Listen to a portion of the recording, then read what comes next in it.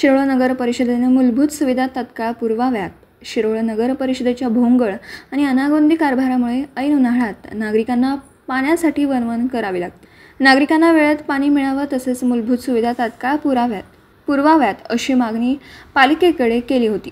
मात्र पालिकेचे मुख्याधिकारी निशिकांत प्रचंडराव यांनी याकडे दुर्लक्ष केलं. त्या संदर्भात वरिष्ठांकडे न्याय मागितला, त्यांनी याकडे गांभीर्याने घेतलं नाही. यामुळे जनतेला पाण्यासह सर्व सोयीसुविधा मिळाव्यात याकरिता यापुढेही तीव्र स्वरूपाचं आंदोलन उभा करू असा इशारा शिरोळचे युवा नेते पृथ्वीराज सिंह यादव यांनी दिला. शिरोळकर नागरिकांच्या विविध मागण्यांसाठी युवा नेते पृथ्वीराज सिंह यादव यांनी गुरुवारपासून शिवाजी चौकात धरणे आंदोलनास प्रारंभ केला. यावेळी ते बोलत होते. छत्रपती शिवाजी तख्तातील छत्रपती शिवाजी महाराज, छत्रपती महाराणी ताराराणी यांच्या गादीस पुष्पहार अर्पण करून आणि प्रेरणामंत्र म्हणून या धरणे आंदोलनाची सुरुवात झाली. यावेळी बोलताना युवा नेते पृथ्वीराज सिंह यादव म्हणाले की शिरोळकर नागरिकांचे अनेक प्रश्न प्रलंबित आहेत, पण जीवनावश्यक असणारा पाणी पुरवठा हा प्रश्न गंभीर स्वरूपाचा आहे. नगर परिषदेने तात्काळ पाणी पुरवठा सुरळीत करावा, जनतेचे रखडलेले मूलभूत प्रश्न तात्काळ सोडवावेत, अन्यथा पालिकेच्या विरोधात तीव्र स्वरूपाचं आंदोलन छेडलं जाईल असंही त्यांनी सांगितलं.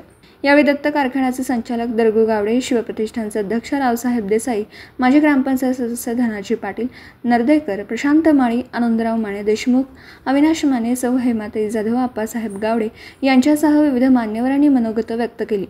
यावेळी माजी सरपंच गजानन संकपाळ, श्रीमती सुवर्णा संकपाळ, विराज सिंह यादव, शिवाजीराव चव्हाण, विजया आरगे, रावसाहेब माने, श्रीकांत माने गावडे, बाळासाहेब कोळी, कृष्णा भाट, बापूसाहेब गंगधर, प्रतीकसिंह जगदाळे, गुरुदत्त देसाई, दीपक भाट, गजानन कोळी, भगवान आवळे, भालचंद्र ठोंबरे, दिलीप संकपाळ, ओंकार गावडे, आकाराम पाटील, पुंडलिक गावडे, अमोल मोहिते, दिलीप कोळी, संतोष गावडे, अक्षय गवळी, सदाशिव गावडे, शहाजी काळे, दत्तात्रय काळे यांच्यासह शिरोळ परिसरातील नागरिक मोठ्या संख्येने या धरणे आंदोलनात सहभागी झाले होते. मराठी एस न्यूजसाठी शिरोळहून दिलीप कोळी. ठेवलेले आहे त्यासाठी जे प्रशासनाची जबाबदारी अधिकारी आहेत, आंदोलनाची जबाबदारी घेणार त्यांनी या ठिकाणी यावं, आमच्या प्रश्नांना उत्तरं द्यावीत आणि पाण्याचा प्रश्न मिटल्यानंतर मग आम्ही दुसरा प्रश्न हाताळू. त्यामध्ये अन्य 18 विषय असतील, मग घनकचऱ्याचा विषय असेल, त्यानंतर करवाढीचा विषय असेल, आरोग्य विषय, हे बरेच प्रश्न आहेत. पण एक विषय मार्गी लागल्याशिवाय मी दुसऱ्या विषयाला हात घालणार नाही. आणि प्रशासनाने निर्धावलेलं आहे, त्यांना लोकांची देणं घेणं काही नाही. आदरणीय मुख्याधिकारी रजा काढले म्हणून बाहेरगावी गेले म्हणतात, काही मेडिकल रजा काढली म्हणतात, पण ते गावातच या ठिकाणी असतात. काही ठराविक लोकांचे वाढदिवस करण्याची संध्याकाळी उपस्थित असतात, संध्याकाळी कारखान्यात फिरायला उपस्थित असतात आणि सांगतात की मी मेडिकल जेवण सांगतात. त्यामुळे पूर्ण गंतान कारभार आहे.